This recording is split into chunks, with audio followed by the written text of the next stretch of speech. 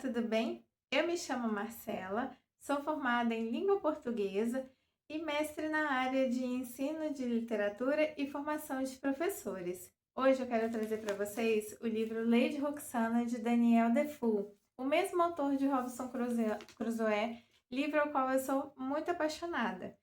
E não por menos, fiquei apaixonada nessa narrativa também. O livro ele vai falar da cortesã Lady Roxana, que era uma jovem que casou, teve filhos, e no percurso desse casamento, ela vai falar que dos erros que ela cometeu. E ela aborda de uma maneira muito humana, porque é a própria protagonista que vai contando a sua própria história. E algumas coisas ela suprime, outras ela relata e fala como se estivesse conversando com o leitor.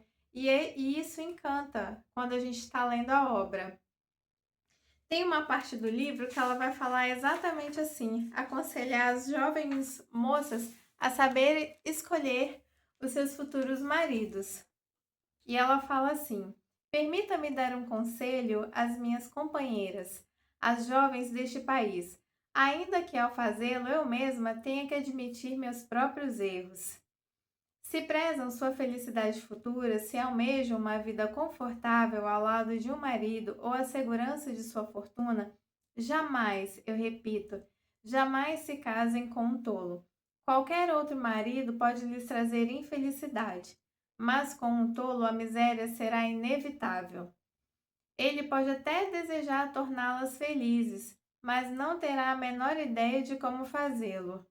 Tudo o que ele faz soa desajeitado, tudo o que diz é vazio, e para uma mulher sensata, a convivência se torna um suplício diário. Não há situação mais constrangedora do que apresentar um marido atraente e elegante à sociedade e toda vez que ele abre a boca, sentir vergonha do que ele diz. E ela vai descrevendo e continua, porque ela reconhece o erro de ter casado com um homem que ela se apaixonou pela beleza. Mas esse homem não sustentou cuidar dos filhos, não sustentou emocionalmente nem materialmente devido aos próprios vícios, às próprias dificuldades. Ele não soube lidar com isso e ele foge, ele abandona essa família. E Lady Roxana é deixada à miséria emocional e material com 4 filhos já desse primeiro casamento. Ela decide doar esses filhos. Ela não fica com culpa na consciência, né, por tê-los que doar. E logo depois, em seguida, ela já se envolve num relacionamento e assim passa todo o percurso da vida dela. Ela começa a se relacionar com as pessoas por interesse, por barganha, por coisas materiais e até que ela se torna muito conhecida como uma cortesã. E ela chega a um ponto de uma das pessoas que ela se relaciona e se apaixona por ela, essa pessoa ele quer casar, ele é um comerciante. Ela chega a oferecer a ama dela para este homem passar uma noite com ela para poder fazê-lo feliz, já que ela tinha tantos interesses na cabeça. E ela vai ficando muito conhecida, vai tendo filhos desses homens e ela vai abandonando esses filhos à própria sorte. E muitas até que ela chega ao a Alemanha, ela conhece um príncipe muito importante, muito rico, que fica encantado com a beleza, e todos os homens a qual ela conhece, ela vai relatando que ficam encantados com a beleza, com a educação, com a fineza dela e querem ter uma noite com ela. E com esse príncipe, ela fica muito deslumbrada porque ele começa a dar muitas coisas, joias, pratas, utensílios domésticos. Ele faz uma casa para ela, para poder ficar com ela nessa casa. Ele tem filho dela, e isso seria um escândalo para a sociedade na época, saber que ele teve um filho dessa mulher que ele estava convivendo, dessa amante, dessa cortesã. E ele tenta escondê-la ao máximo. E nesse momento ela já tinha deixado esse amor, que era o comerciante, para trás. Só que ele acaba morrendo no acidente, ela vai acumulando riquezas até encontrar esse príncipe. E no decorrer do livro, desses processos, ela vai sofrendo. O que mais choca é a plena consciência dela saber que ela tá fazendo algo errado, que ela tá fazendo algo que foge aos princípios, né, da, da própria dignidade da pessoa humana. E ela reconhece isso, que eu tô errada, eu abandonei meus filhos, eu não tenho contato com eles. E ela reconhece isso, mas ela não muda de vida. Isso não é o suficiente para ela mudar de vida. Então, essas pessoas ficam admiradas com toda a beleza, com toda a riqueza que ela tem, e isso vai abrindo portas, entre aspas, né, para essa sociedade bem abastada, para a elite da época. E esse príncipe acaba abandonando ela e ela tem que voltar, né, para Inglaterra, para Holanda, e ela vai tentando retomar de alguma forma essas pessoas que ajudaram, que encontraram com ela. E tem uma pessoa que é esse comerciante, depois que ela fica viúva, de uma outra pessoa, que ela se torna herdeira dessa pessoa, ela vai acumulando muitos bens e ela decide voltar para ir atrás dele. E ele tinha procurado ela para tentar se encontrar com ela, mas ela tinha sumido e ele não sabia de nada da vida dela. Só que ela não quer casar porque naquele contexto da época, se uma mulher com tantos bens se casa, esses bens se tornam propriedade desse homem. Então, esse homem que também já tinha filhos, era bastante rico, mas não mais do que ela, quer casar com ela, mas ela recusa, recusa, recusa e acaba tendo um filho dessa pessoa também. E por fim, ela decide casar, decide repartir, passar para a posse dele, para ele cuidar.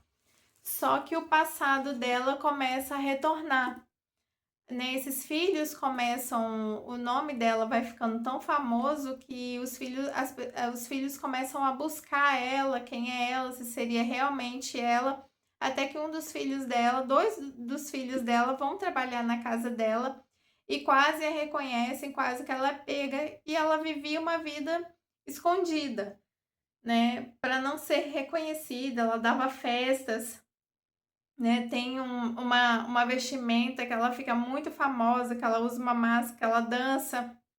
Então ela tenta se esconder durante o dia para não ser reconhecida.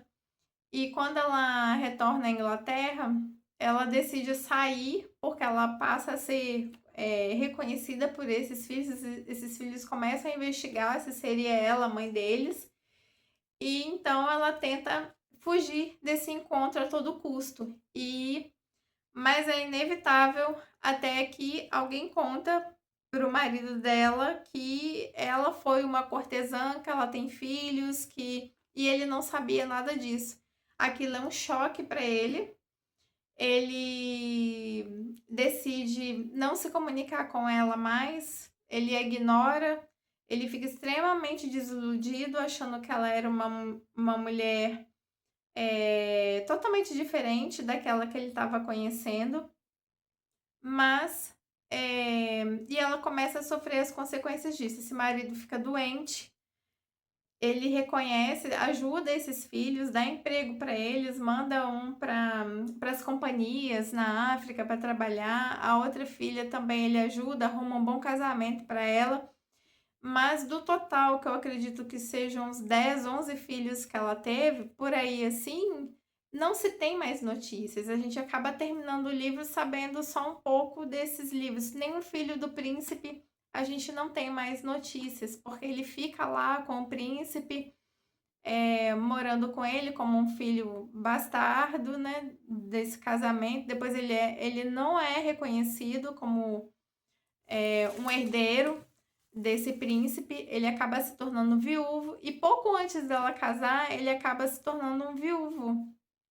Ele fica viúvo e fica muito doente e ele pensa em procurá-la, mas ele desiste, porque por conta do escândalo. Então, assim, ela tem uma vida de muita luxúria mas uma alma totalmente perdida, totalmente desamparada, totalmente presa a um passado muito obscuro, de de uma vida muito desregrada. E ela começa a sofrer as consequências disso. E ela fala num trecho, e ela acaba até se desentendendo com essa ama que fica com ela durante todo o percurso da vida dela. E ela despede essa ama que ajudava muito ela, ajudava, né, ela a não sair na rua, era ela que saía na rua para poder fazer as coisas para ela não ser reconhecida. E ela vê essa ama acabar morrendo, a Amy, né? Ela chama de Amy, acabar morrendo de uma doença sexualmente transmissível.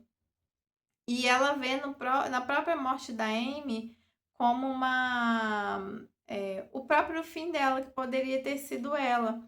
A ruína dela era uma parte da ruína dela também, ela conseguia reconhecer.